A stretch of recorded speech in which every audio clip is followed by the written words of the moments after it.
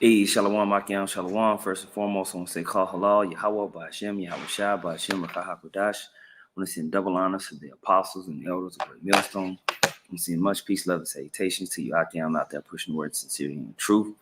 This is Brother Ariala.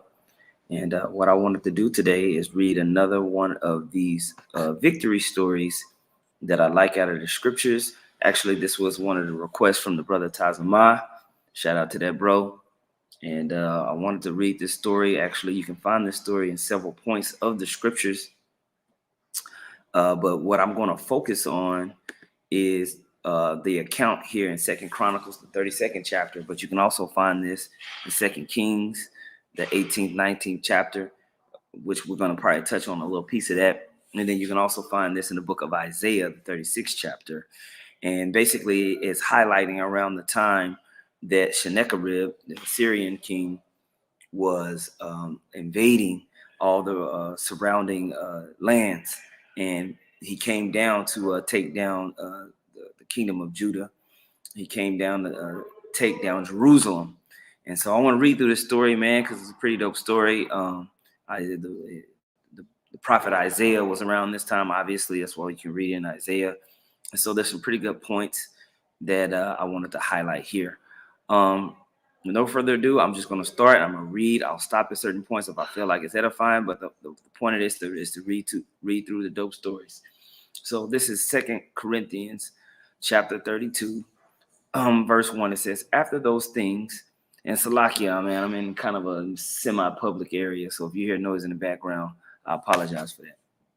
2 Chronicles chapter 32, verse 1 reads, it says, after these things, and the establishment thereof, Sennacherib, king of Assyria, came and entered into Judah and encamped against the fenced cities and thought to win them for himself, right? All right, so he came against multiple cities. It's always the prize city is always Jerusalem, where our temple rests, because if you can take down that temple where basically we have stashes of gold and all types of goodly treasures, you can enrich your nation immediately. It says, and when Hezekiah saw that Sennacherib was come and that he was purposed to fight against Jerusalem, he took counsel with his princes and his mighty men to stop the waters of the fountains which were without the city, and they did help him. And we can get the account of Hezekiah's tunnel, one of the most amazing accounts in archaeological, especially biblical archaeological history. I'll play a little bit of that later, highlighting this verse 3.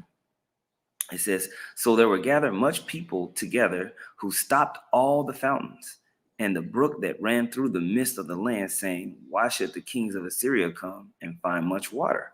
All right. So they basically droughted out the lands surrounding Jerusalem. So they was coming and taking down those surrounding cities. But as they was coming in, the Assyrians would have a hard time getting some of the resources that they would need to sustain themselves. Okay. Verse 5 says, also he strengthened himself and built up all the wall that was broken and raised it up to the towers and another wall without, and repaired Milo in the city of David, and made darts and shields in abundance. And he set captains of war over the people, gathered them together to him in the street of the gate of the city, and spake comfortably to them, saying, be strong and courageous, be not afraid nor dismayed for the king of Assyria, nor for all the multitude that is with them, and there be more with us than with him. It says, with him is an arm of flesh, but with us is the Lord our power to help us and to fight our battles. And the people rested themselves upon the words of Hezekiah, king of Judah. Right? After this did Sennacherib, king of Assyria, send his servants to Jerusalem, but he himself laid siege against Lachish and all his power with him, unto Hezekiah king of Judah, and unto all Judah that were at Jerusalem, saying, Thus says Sennacherib king of Assyria, whereon do ye trust, that ye abide in the siege in Jerusalem? All right, so they sent people out saying, hey, y'all know we coming for you. Okay. Meanwhile, and I'm gonna read a piece of history showing you that the Bible has historical facts in it. All right, of the account of their siege on Lachish. All right.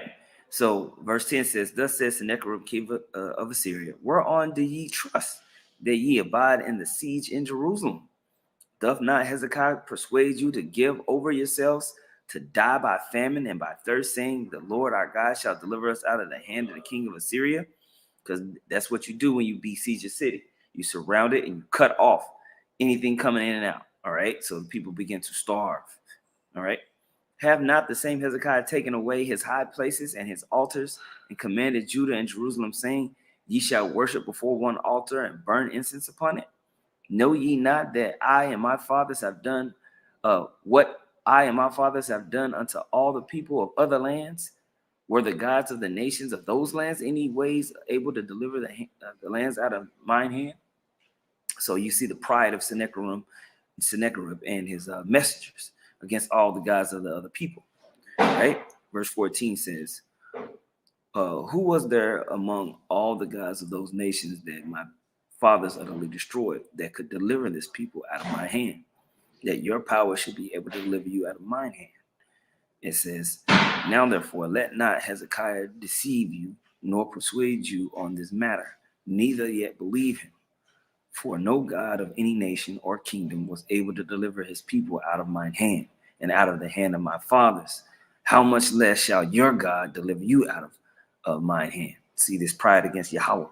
This pride against Yahweh by Hashem Yahushua was recorded by these nations. And his servant spake yet more against the Lord power and against his servant Hezekiah. He wrote also letters to rail on the Lord power of Israel, to rail on Yahweh by Hashem Yahushua, and to speak against him, saying, As the gods of the nations of other lands have not delivered their people out of mine hand, so shall not the God of Hezekiah deliver his people out of mine hand. Then they cried with a loud voice in the Jews' speech unto the people of Jerusalem that were on the wall, to affright them and to trouble them, that they might take the city. And they spake against the God of Jerusalem, and against the gods of the people of the earth, which were the work of the hands of man. And for this cause Hezekiah the king and the prophet Isaiah the son of Amos prayed and cried unto heaven. See, king and the priest, right? And the Lord sent an angel which cut off all the mighty men of valor and the leaders and captains in the camp of the king of Assyria. So he returned with shame of face to his own land. And when he was coming to the house of his God, they that came forth of his own bile slew him there with the sword. So you see how the power of Yahweh Bashim Yahushua came. The Most High sent an angel to come and cut the people off, man. And the angel can come and send plague. He can come and send the sword. He can come and send all manner of things. Just like we've seen plagues and pestilence and famines touch these people today as we cry out to the Heavenly Father to save us out of here. Our forefathers did the same thing. We stand in that stead. We want to stand in the stead of those who call upon the name for salvation. And that's why these stories of victory are so impactful for us to remember ourselves. That's right. The kingdom is within. Pride, Proverbs 16 and 18. Pride goes before destruction, and a haughty spirit before a fall. Especially if you want to be prideful to Yahweh Bashim Yahushua. All right. Now you see that his own people slew him because of the failure that they had against Yahweh Bashim Yahushua. Verse 22 says this: Thus the Lord saved Hezekiah and the inhabitants of Jerusalem from the hand of Sennacherib, the king of Assyria, and from the hand of all other, and guided them on every side. And many brought gifts unto the Lord to Jerusalem, and presents to Hezekiah, king of Judah, so that he was magnified in the sight of all nations from henceforth. In those days Hezekiah was sick, to death. And then it kind of skips ahead when he was older, sick to death, and prayed unto the Lord, and he spake unto him, and he gave him a sign. But Hezekiah rendered not again according to the benefit done unto him, for his heart was lifted up. Therefore there was wrath upon him and upon Judah and Jerusalem. Okay, but I want to stay on this one story and not skip around real quick. So what I want to do is I want to go, and this is another. I always you can type in ancient.eu and you'll see me post it. Ancient.eu.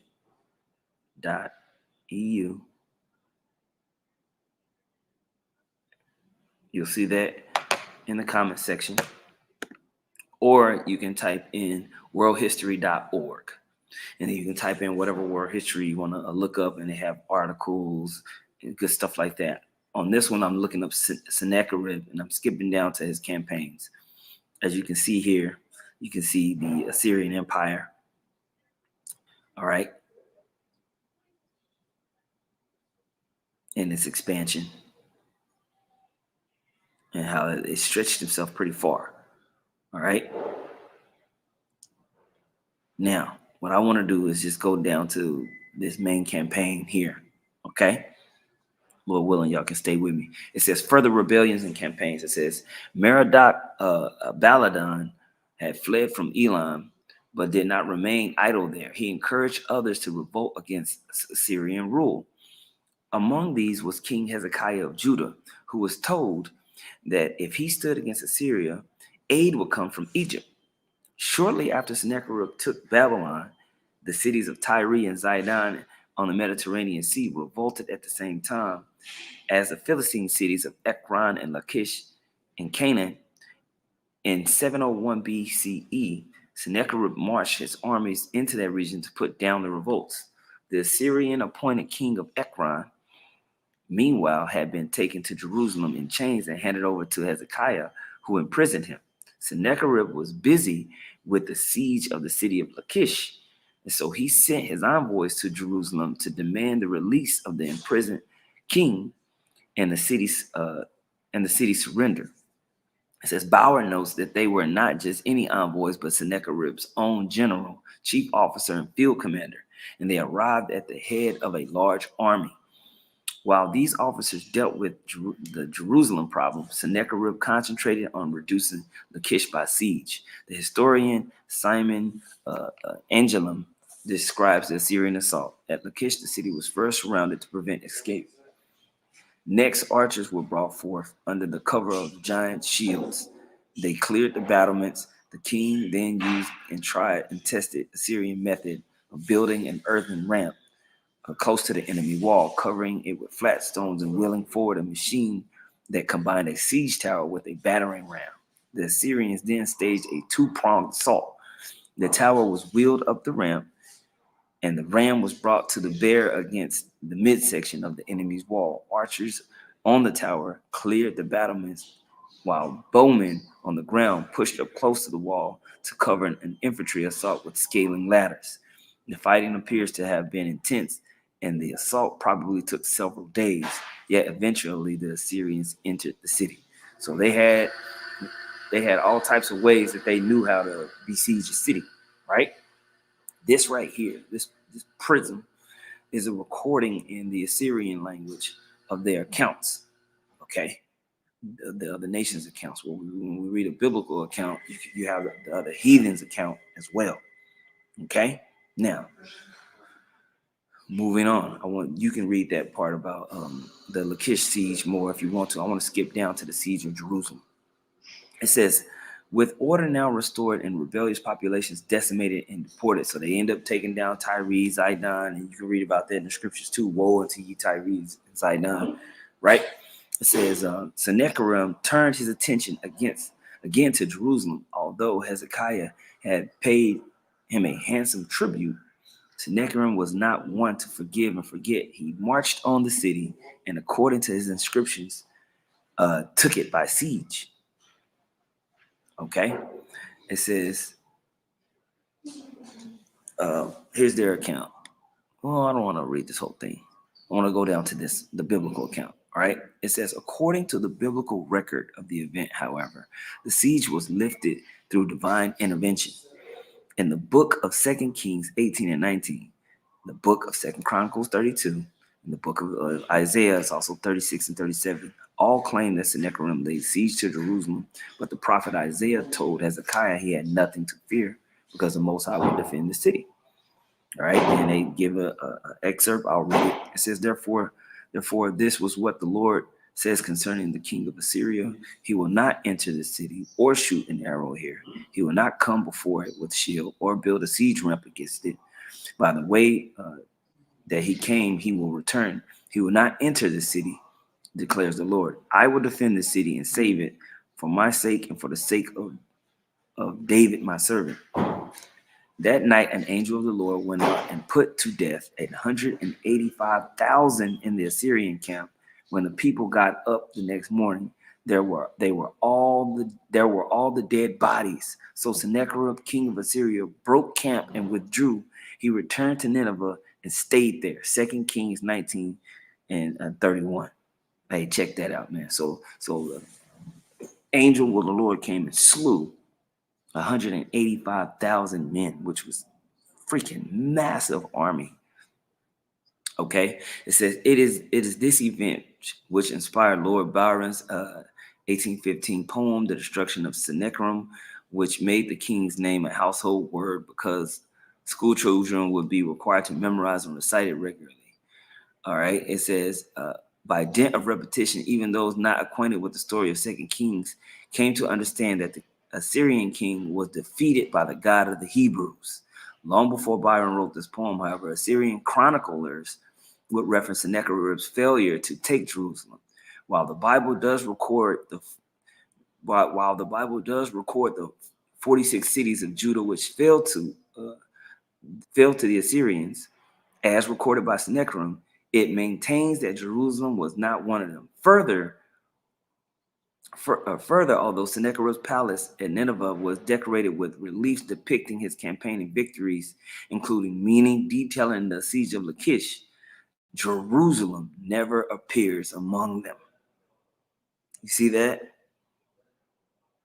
Which gives credence to the story that's written in the scriptures. Yeah, they came down into the land of Judah. They was taking down different cities, but when they came into the land of Jerusalem, the angel came and defended our people, man. And the victory was won, man. Okay? That's what happened. So I always felt like that was a dope story. I'm glad the brother Tazama requested it or mentioned it. I was like, yeah, that's a good one, man. I'm gonna put that one into one of the volumes of great stories. And what I want to do right now, and for those people who are watching, brothers are putting good precepts into comment board. But what I want to do is, I know I had mentioned verse 3, another historical topic and point in 2 Chronicles 32 and 3, and where they basically stopped all the fountains. I want to play this story real quick. And y'all let me know on the comment board if you can hear it, okay?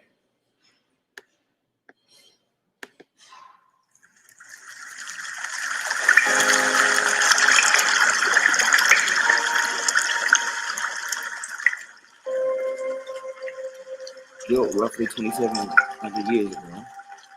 It says, even by today's standard, the construction of this 1,750-foot long subterranean passage is an extraordinary feat of engineering.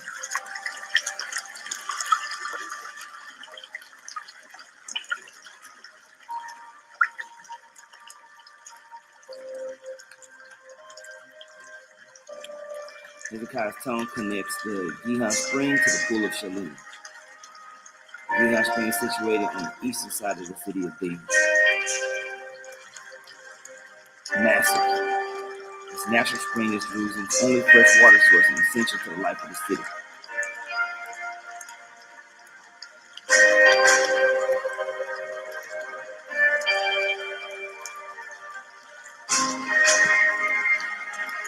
Water from the Gihon overflowed into the Kidron Valley and was used to irrigate crops, vines, and fruit trees.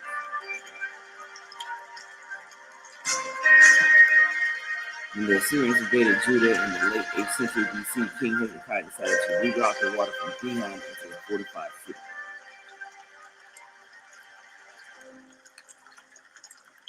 post what we read.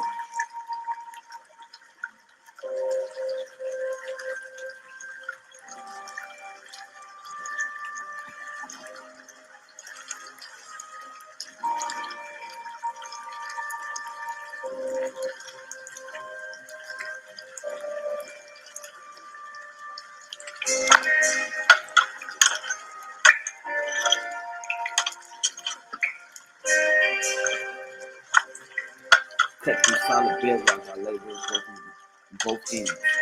Just a monumental task, man. Like I'm just like, wow. This bold strategy meant that the tunnel could be constructed much faster. It also required exceptional engineering skills. And that's our people, man.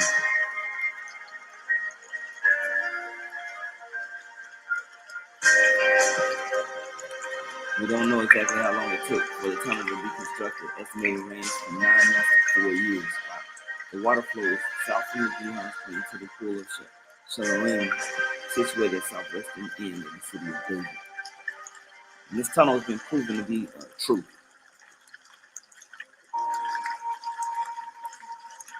The Shalom pool provided water to both the inhabitants of the city of David proper and the inhabitants of Jerusalem's western hill.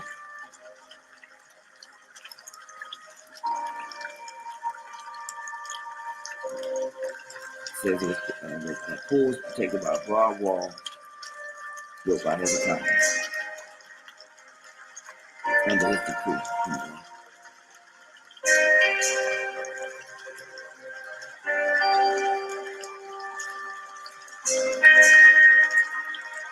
Even today, many scientists are baffled about how the teams successfully met in the middle. The best guess is that the rock climbing techniques were used. The tunnel has been dated using various methods, including radiocarbon dating, which is off the Hezekiah's time period, thus confirming the biblical verses that clearly state that basically within Hezekiah. Inside the tunnel is an engraving called the Shalom inscription. Discovered in 1880, the inscription was situated near the tunnel's exit. It was taken to Turkey by the Ottoman Empire. Now it's in Istanbul, Turkey. We don't get all that stuff back. That's dope, though. The tunneling, and this is the story of the tunneling. While the pickaxes, each crew fought each other, and while they were still there, 3 cubits cut, the voice of the man was heard calling to his counterpart. But there was a break in the rock on the right, and on the day of the breaking through, the miners hewed each man toward his fellow, pickaxe against pickaxe. And you have to pause and go back.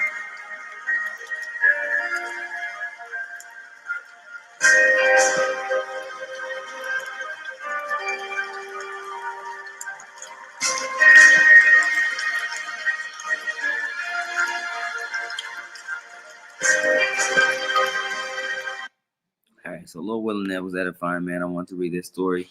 On to the next one, man. For I want to say, call halal Yahweh Ba'Shem Yahushai, Ba'Shem Rakak Wadash. Once again, send double honors to the apostles and the elders of Great Millstone.